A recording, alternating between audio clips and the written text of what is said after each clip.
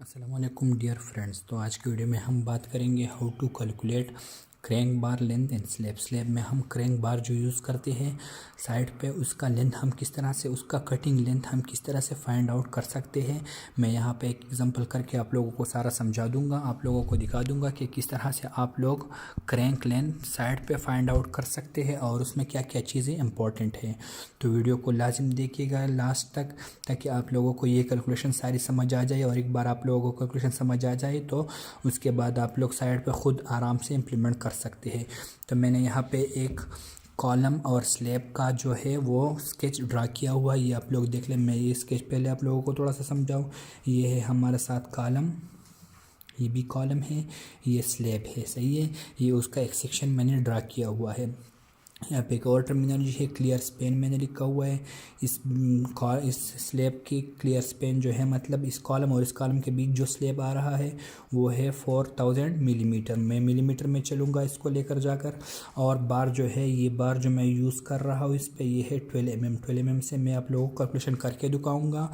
12 mm बार का dimension मैंने लिया है, बार का डाया 12 mm मैंने लिया है।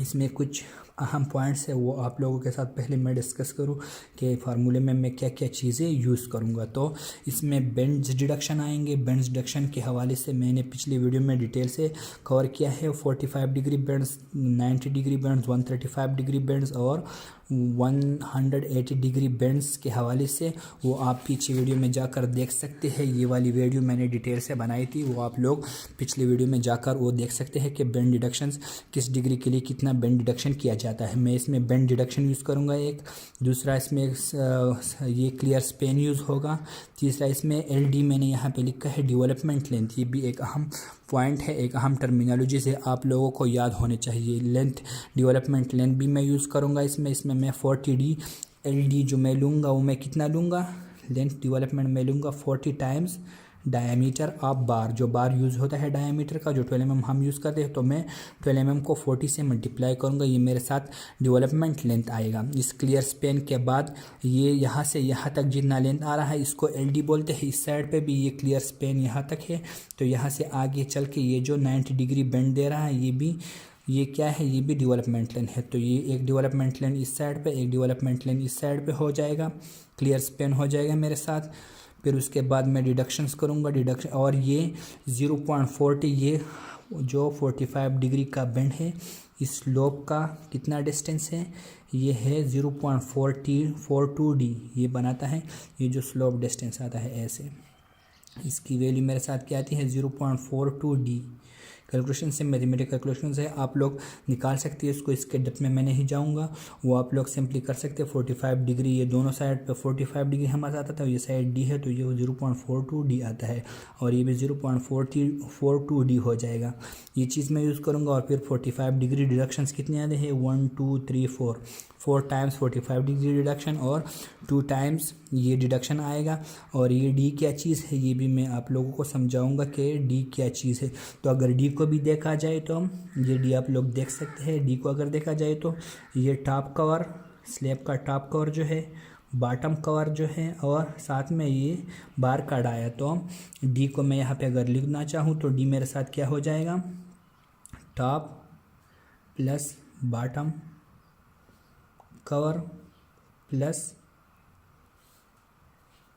क्या है मेरे साथ ये बार डाया। ये मैं किससे माइनस करूँगा, पूरा स्लैब थिकनेस से।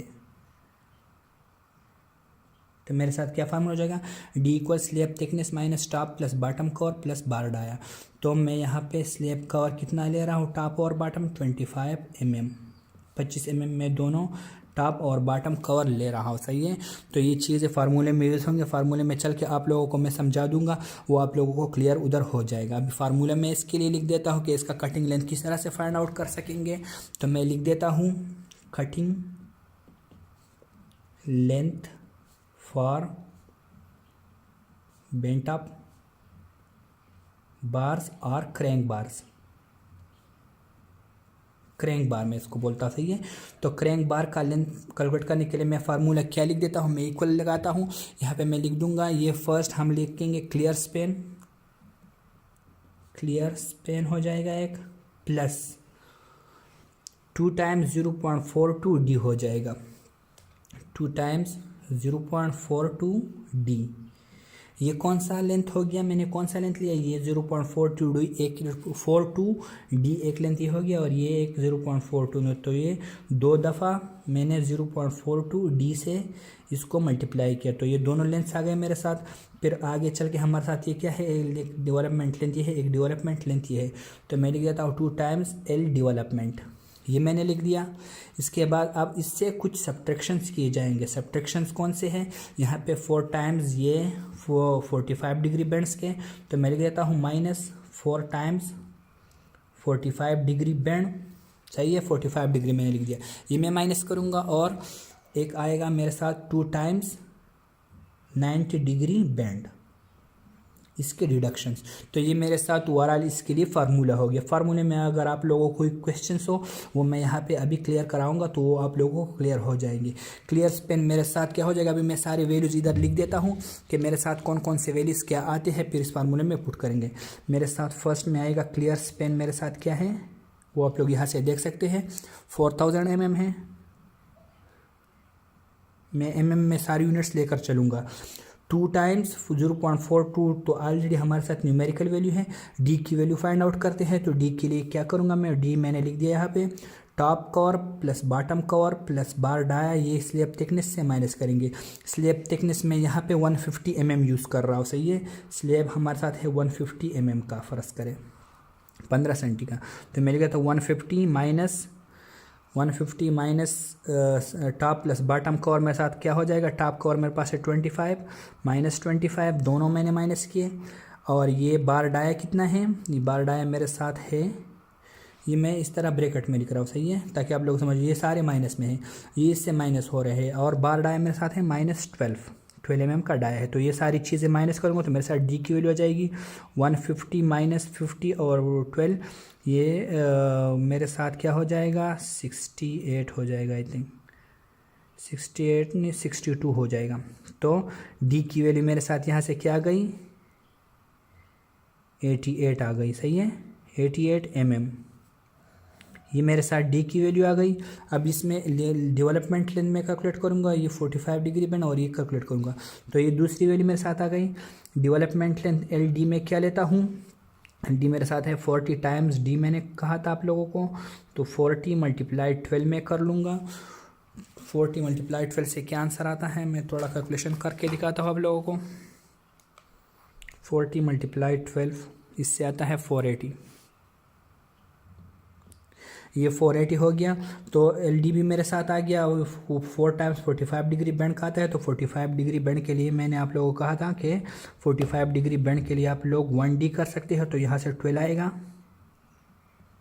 और 90 डिग्री बेंड इस ब्रैकेट के अंदर जो वैल्यू है वो मैं कैलकुलेट करता हूँ, फिर 2 और 4 से उसको मल्टीप्लाई करेंगे। और 90 डिग्री बेंड के लिए कितना डिडक्शन है, तो मैंने आप लोगों को कहा था 2D, तो 2 × 12 करेंगे तो ये मेरे साथ 24 mm आ जाएगा, सही है। तो ये सारी वैल्यूज़ मैंने कैलकुलेट कर ली। अब इस फार्मूले में सिंपली इसको पुट करके प्लस माइनस कर देने हैं। मैं यहाँ लिख देता हूँ कटिंग लेंथ इक्वल्स, मेरे साथ क्या है क्लियर स्पेन, मैंने आप लोगों को बता दिया, क्लियर स्पेन की जगह मैं ये पुट कर देता हूँ 4000 प्लस लिख देता हूँ, यहाँ पे 2 टाइम्स 0.42D है, तो मैं 2 अपनी जगह लिख देता हूँ, 0.42 अपनी जगह लिख देता हूँ, और D की वैल्यू मेरे साथ 88 है, सही है। तो ये 0.42D मैंने लिख दिया, प्लस 2 टाइम्स डेवलपमेंट लेंथ मेरे साथ कितना आ गया था 480 आ गया था, तो 480 में लिख देता हूँ, माइनस में लिख देता हूँ 4 टाइम्स 45 डिग्री बेंड के लिए मैंने 12 mm कैलकुलेट किया था, और माइनस ये 2 टाइम्स 90 डिग्री बेंड के लिए मैंने कितना कैलकुलेट किया था 24, सही है। तो ये मेरे साथ इस तरह से वैल्यूज़ आ गई। अब ये 4000 अपनी जगह आएगा, प्लस इससे मैं कैलकुलेटर में कर लेता हूँ 2 × 0.42 × 88, इससे मेरे साथ क्या आता है 73.92 इससे आ गया, प्लस इससे मेरे साथ क्या आता है 2 × 480, इससे 960 आता है, माइनस 4 टाइम्स 12 से अगर कैलकुलेट कर ले जाए तो इससे 48 आता है, और इससे भी 48 आता है, सही है। इक्वल्स, अब मैं इन तीनों को सम करता हूँ और इन दोनों को माइनस कर देता हूँ इससे। तो मेरे साथ क्या आता है 4000 प्लस 73.92 प्लस 960 इक्वल्स, इससे मेरे साथ क्या आता है 5033.92 माइनस ये 48 इससे माइनस करेंगे तो मेरे साथ यहाँ से क्या आएगा 48 मल्टीप्लाई प्लस 48 से 96 आएगा। अब इससे ये माइनस करेंगे तो 5033.92 माइनस 96, इससे मेरे साथ क्या आ गया, इससे मेरे साथ आ गया 4937.92। इसको मैं लिख सकता हूँ 4938 भी लिख सकता हूँ, ये मिलीमीटर में आ गया मेरे साथ। तो इस क्रैंक बार का लेंथ मेरे साथ क्या गया, अगर ओवरऑल बात की जाए तो इस क्रैंक बार का कटिंग लेंथ मेरे साथ क्या गया 4938 mm।